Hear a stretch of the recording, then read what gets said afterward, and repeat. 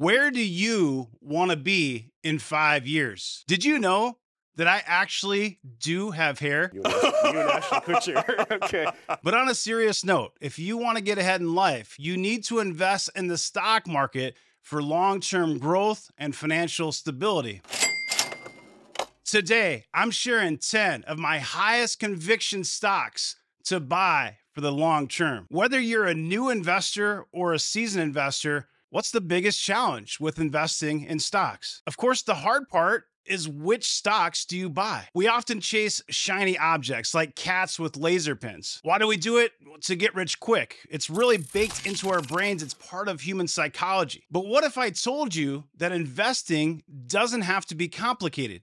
That was easy. These high conviction stock picks might not have the highest alpha, in other words, the highest growth potential, but they do offer what we call swan growth. Sleep well at night. These stock picks are about growth combined with minimal risk for long-term investments. I've been investing in the stock market for 25 years, and I've learned a lot along the way. I've found that simply getting on base with singles and doubles is a great way to grow wealth and improve your financial future. Investing has 3 core pillars: time in the market, amount of money that you have to invest or the capital, and of course your returns. Most of you watching this have the luxury of time in the market. The amount of capital that you have to invest, a lot of it comes down to life decisions. So planning and budgeting are going to be very important. Now, you do have some control over this. Not everybody does, but most of you watching do. And you can make changes and you can make improvements. We also do have some control over our stock returns. Of course, we have to buy what we think is going to be worth more later. But if the economy, for instance, goes into a multi-year bear market, it's going to be hard to make money regardless of what you're investing in. This is why time in the market is so critical. Start as early as possible. Figure out a way to make more money, save more money, and invest more money. Of course, stock picking isn't easy, or everybody would do it. Most people who pick stocks ultimately fail at it. A lot of this comes down to psychology. But besides that core financial education, stock picking, of course, requires understanding of financials. This is going to be quantitative analysis. But you also have to understand the overall macro and, more importantly, the market trends, those secular growth trends and mega trends.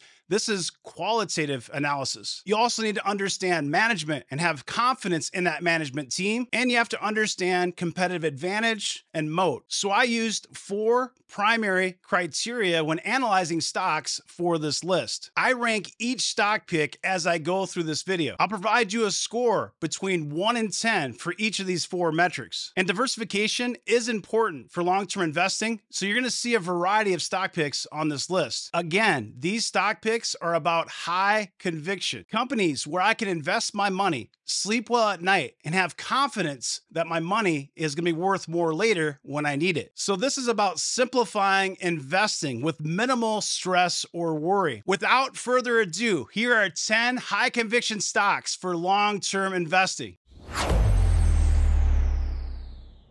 The iPhone smartphone moment for AI. Now, we talked about this on a recent live stream, and it's one of the huge benefits of being part of our private community. And thank you for the support. The reason I can make videos like this is because of you. We said that AI could be 5x larger than the smartphone market. So McKinsey is saying that AI will raise GDP by $25 trillion over the next decade. Depending on the data you look at, mobile, smartphones, somewhere between 3 and 5 trillion. So 25 trillion is 5x larger than the smartphone market. And I talked about, well, there's going to be obvious winners, and you're going to have infrastructure. You're going to have things like what? Semiconductors, the new oil. Focus on those high conviction, high quality names, especially ones that are focused on data center. And you're going to see a couple names on this video that are going to be in that category. Then, of course, you're going to have public cloud services. So when you look at my portfolio, I invest heavily in semiconductors, the new oil, in software, especially when you think of the large mega scalers, the software companies like AWS. We'll talk about those later. But Nvidia has been my highest conviction stock for quite some time. And if you think about it, right, you think about this, could Nvidia be the largest company in the world in just a few years? I think there's a pretty good chance if you look at the data when you think of 5x more than smartphones. I'm not saying Nvidia has to be 5 times larger than Apple, but I'm saying it could have the largest market cap, and maybe justifiably so. Now, of course, there's going to be competition, and this is an evolving story. Right now, Nvidia dominates the GPU market, and Blackwell, I believe, will keep Nvidia in that pole position for quite some time. Eventually, though, competition will catch up, and that pricing power will erode. The question is how long is that cycle? Because of that, the safety score is maybe a little bit lower. I'm going to give it an 8. Growth,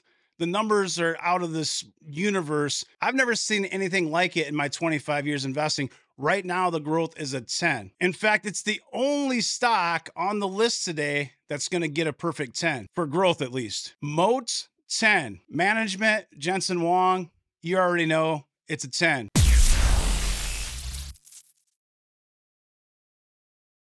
If I could think of one company that's highly diversified, that I just have a ton of conviction in, one name really sticks out. It's an obvious one to me. So when you think of the secular growth trends out there and you're talking about public cloud services, you're thinking of quantum computing, trying to scale all these different technologies out to the masses. Internet of Things, mobile everywhere. But then more traditional software like Microsoft Office and Office 365, Copilot, AI, investing in OpenAI, the acquisition of Activision Blizzard, so video gaming and esports. Microsoft really has it all. And to top it off, of course, it pays you a dividend. This is a DGIF stock. I've owned this since 2012. So this is more of a mature growth DGIF stock. The safety score is a 9. The growth on this, it's more of a 5. I like the company long term, but it's already a huge market cap. It's not going to be a 10x type stock over the next 5 or 10 years, more than likely. The moat, I'm going to give this really a 10 when you think about Microsoft Office specifically. Now, of course, when you look at different segments like Azure, well, AWS is still the king of cloud. Azure is in second place. So not all segments of Microsoft are going to be a 10, but overall, just look at Microsoft and its overall moat, I give it a 10. And the management does a phenomenal job. Another 10, in my opinion.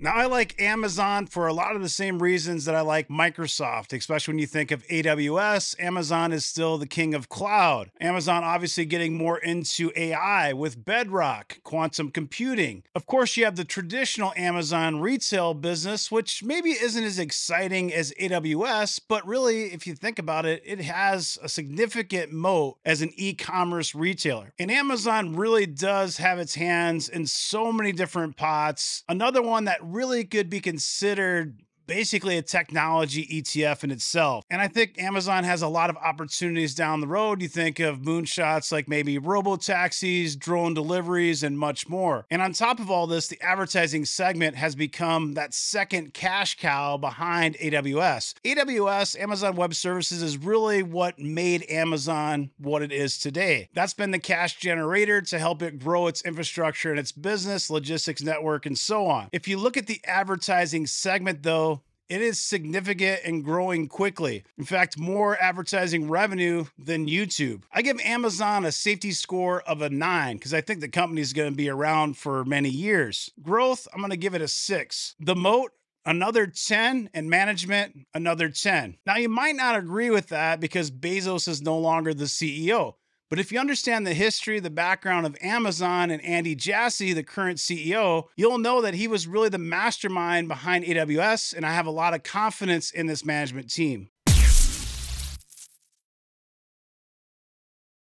This next company, either love it or maybe hate it. It's going to have a lot of fanboys, including myself. I'm making this video right now on a Mac. And the reason I was able to become a creator is because I use Final Cut Pro as something I could easily make videos, edit videos with. And I learned how to create content completely on my own. If it weren't for Apple, I wouldn't be talking to you right now. I use an iPhone. I've got Apple CarPlay in my car, and I've been part of the Apple ecosystem almost 15 years at this point. This company's not nearly as diversified as, say, an Amazon or Microsoft, especially because it does not have public cloud services. That is something that I wish Apple would have gotten into. Apple is much more of a B2C type business versus B2B and enterprise. So for that reason, I have a safety score of a 7. I think it could be disrupted maybe a little bit easier than some of the other names we've covered already. The growth right now, it's not really growing. I think there will be a super cycle for an AI smartphone, an iPhone, but right now the growth is really a 4, and it's more of a mature company. This is a DJIF stock. In fact, Microsoft and Amazon are also going to be mature growth. The moat for Apple, I give it a 9, and that's because of people like me in the ecosystem, but of course, there's tons of competition out there for consumer electronics. And of course, you're going to have Department of Justice risks, not only with Apple, but most of these mega cap tech names are always under scrutiny. Management, of course, Steve Jobs hasn't been in the picture for a while. I think Tim Cook does a good job. I give it a 9.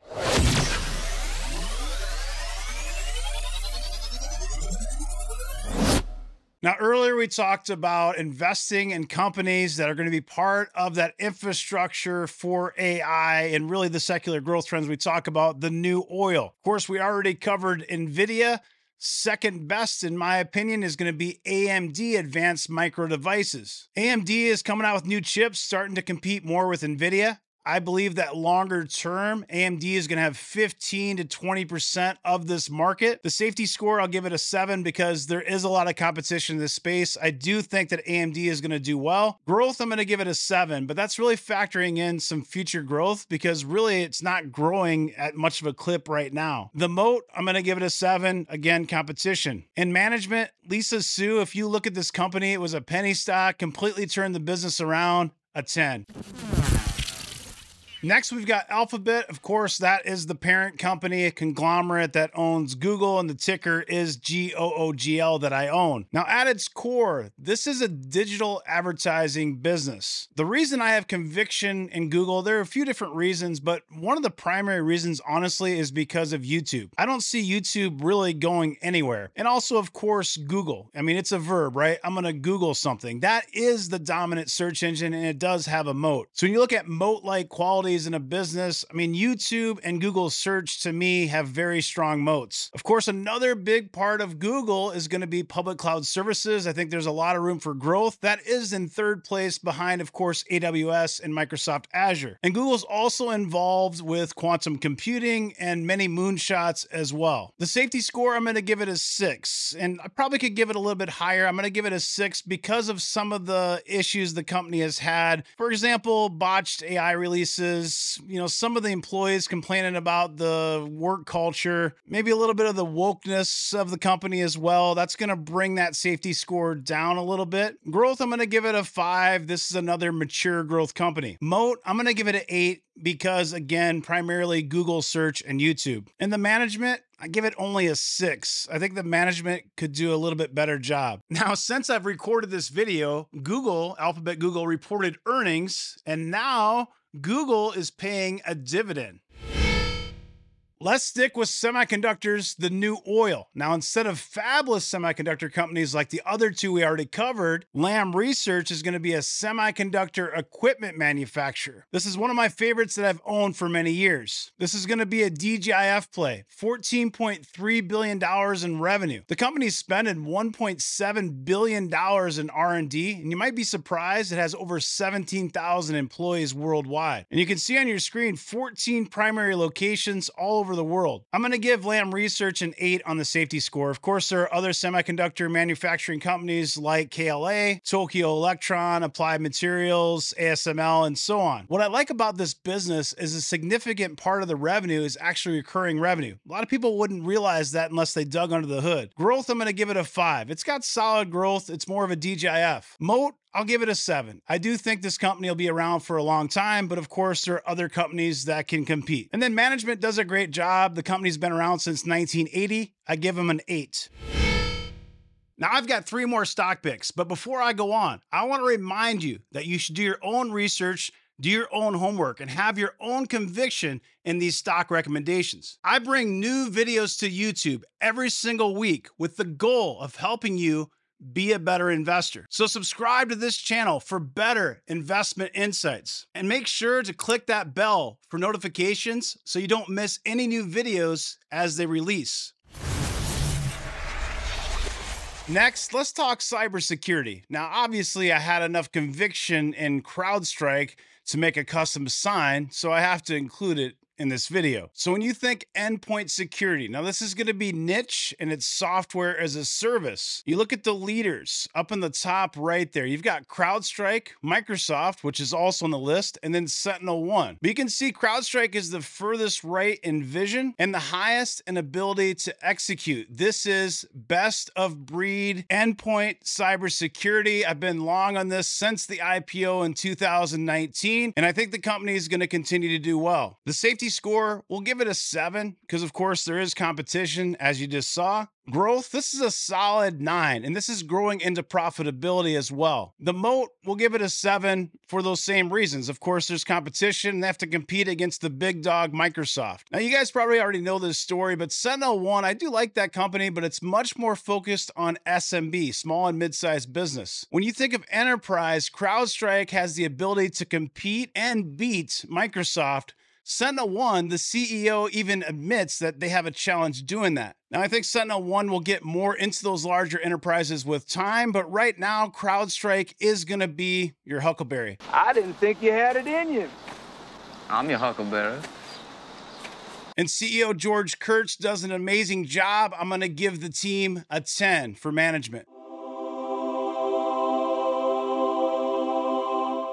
Hot dog!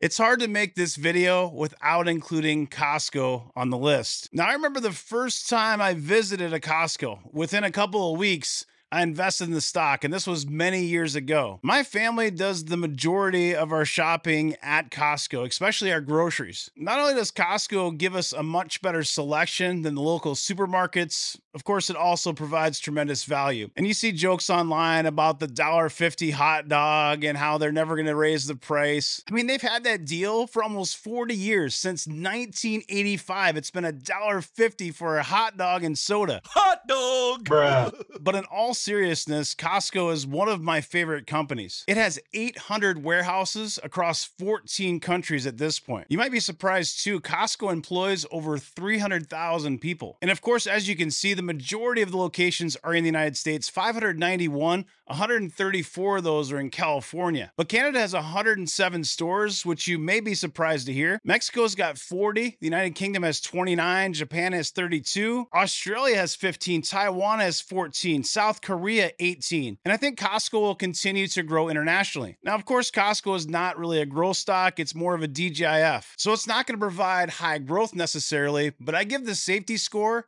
a 10. Now, there are only 2 companies on the list that have a safety score of 10. And the reason for it, if you think of the members of Costco, they're extremely loyal. And regardless if the economy is doing good or not, people are still going to go to Costco. You probably remember the pandemic. You know, that was the place to be if you're looking for toilet paper, and sometimes you couldn't even get it there. So the growth on this is going to be a 4. The moat, I'm going to give it a 9. Now, of course, it competes against, Walmart, Sam's Club, and there's BJ Wholesale, and, there's a few other niche providers out there. When I think about what Costco is, I've been a member of both Sam's Club and Costco. I prefer Costco because it carries the brands that I want to buy. So I think it has a very specific niche. If you look at the demographic of who shops there, Costco fits that demographic very well. And the management has done a solid job, especially with the expansion, not growing too fast. I give them a 9.